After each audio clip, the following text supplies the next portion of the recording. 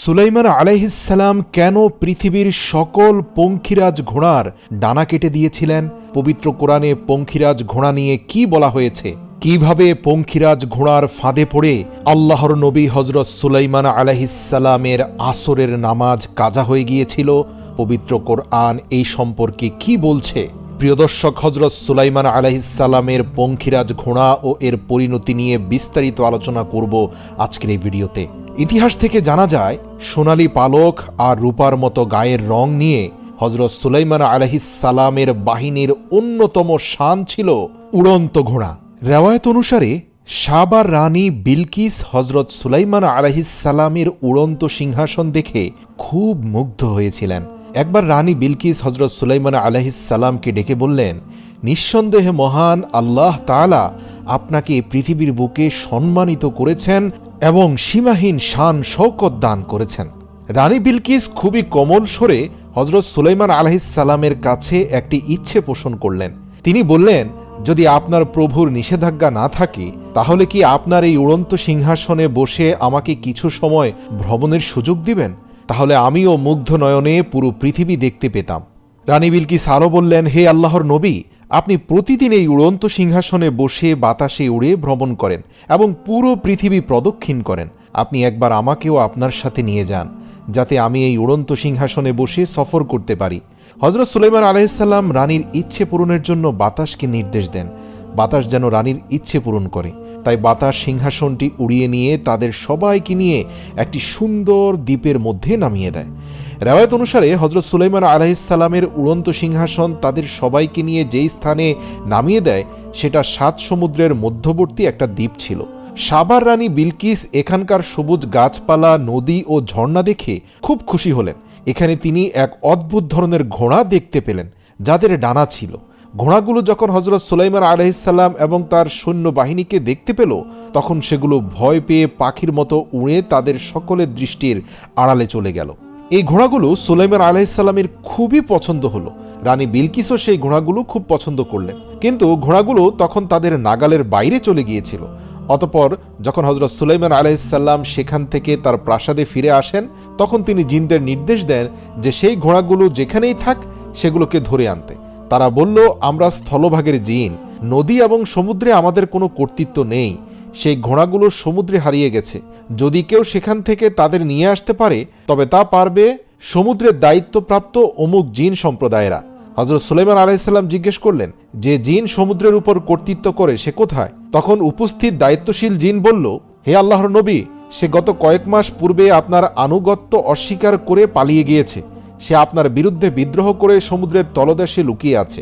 হজরত সুলাইমান আলাইহিসসালাম তাকে বন্দী করে আনার নির্দেশ দেন, যার ফলে হজরত সুলাইমান আলাইহিসসালামের গোলাম জিনেরা সমুদ্রের নিকটে গিয়ে চিৎকার করে বলতে লাগলো, হে সমুদ্রের জিন, তুই যে বাদশার ভয়ে লুকিয়ে আছিস সে বাদশা তো কবেই মারা গেছে, তাই এখন বের হ, কারণ এখন সব জিনেরা মুক্ত হয়ে গেছে।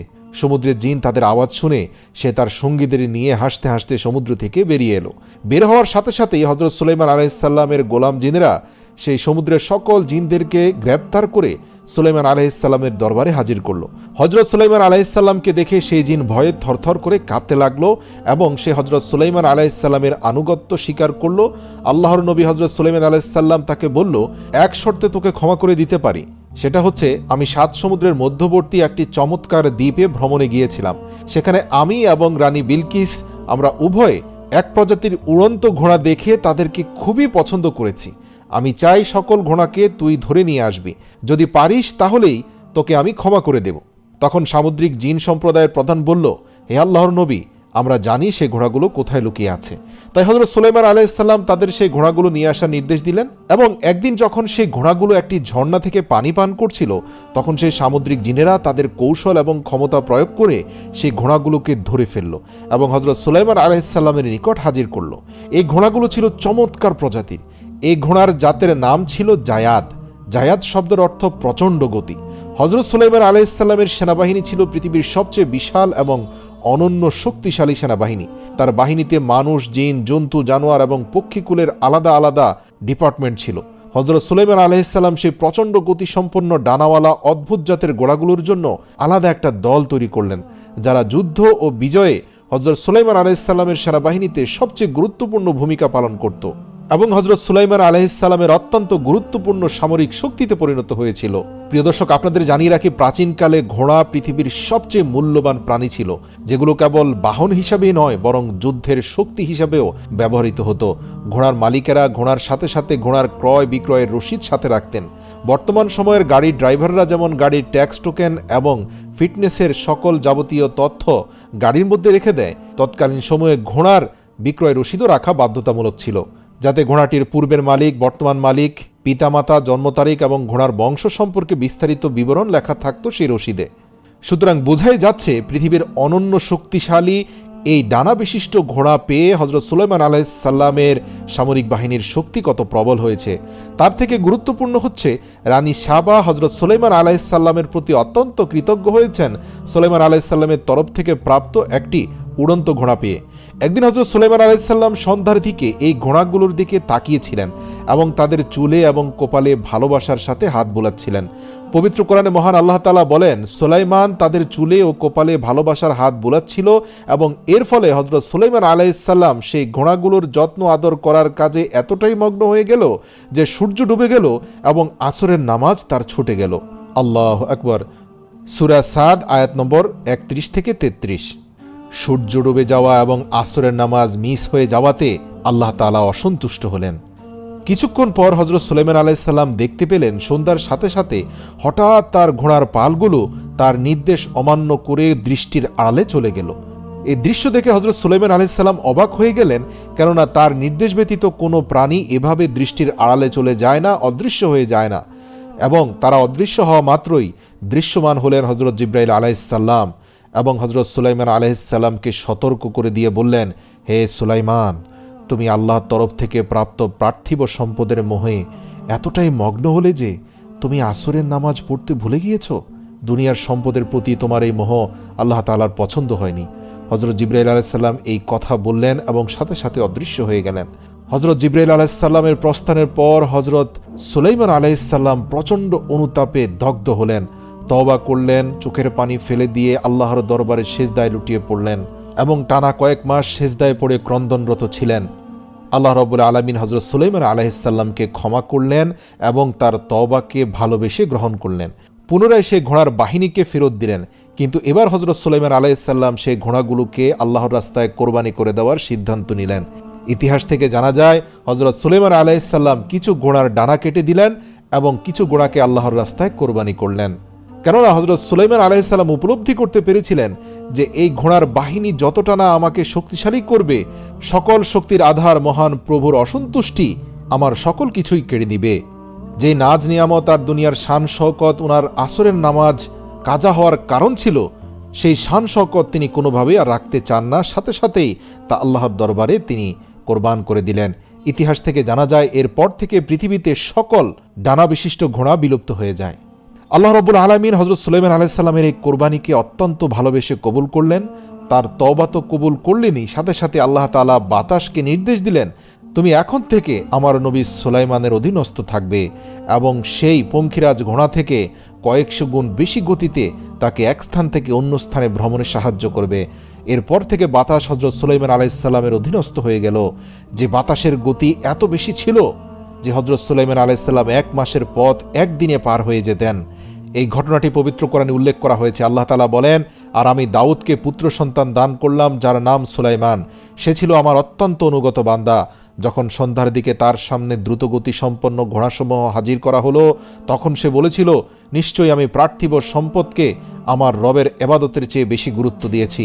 এমনকি সূর্য ডুবে গিয়েছে, ঘোড়াগুলোকে পুনরায় আমার সামনে নিয়ে এসো। অতঃপর সে তাদের ঘাড়ে এবং পশমে হাত বোলাতে শুরু করে। প্রিয় দর্শক, হযরত সুলাইমান আলাইহিসসালামের ডানা বিশিষ্ট ঘোড়া নিয়ে অনেকে মিথ্যা এবং বানোয়াট বলে থাকেন, কিন্তু এটা আল্লাহর রাসূল সাল্লাল্লাহু আলাইহি সাল্লামের একটা হাদিস দ্বারাও প্রমাণিত। নবীজি সাল্লাল্লাহু আলাইহি সাল্লাম মা আয়েশাকে যখন বালিকা বয়সে বিবাহ করেছিলেন, তখন মা আয়েশা পুতুল খেলতেন। একদিন রাসূল সাল্লাল্লাহু আলাইহি সাল্লাম ঘরে প্রবেশ করে দেখলেন মা আয়েশা অনেকগুলো পুতুল নিয়ে খেলা করছেন। আল্লাহ রাসূল জিজ্ঞেস করলেন, এগুলো কি? মা আয়েশা উত্তর দিলেন, এগুলো আমার পুতুল। আল্লাহ রাসূল সাল্লাল্লাহু আলাইহি সাল্লাম দেখতে পেলেন তাদের মাঝখানে একটি ঘোড়া রয়েছে, যার উভয় পাশে কাপড়ের তৈরি ডানা রয়েছে। তিনি জিজ্ঞাসা করলেন, এগুলো কি? মা আয়েশা রাদিয়াল্লাহু তাআলা আনহা বললেন, এটা ঘোড়া। রাসূল সাল্লাল্লাহু আলাইহি সাল্লাম পুনরায় জিজ্ঞাসা করলেন, দুই পাশে কাপড় দিয়ে কি বানানো হয়েছে? মা আয়েশা রাদিয়াল্লাহু বললেন, এগুলো হচ্ছে এই ঘোড়ার ডানা। মা আয়েশা রাদিয়াল্লাহু তাআলা আনহু অবাক হয়ে আল্লাহর রাসূলকে বললেন, কেন, আপনি কি শোনেননি যে হযরত সুলাইমান আলাইহিস সালামের ডানাওয়ালা ঘোড়া ছিল?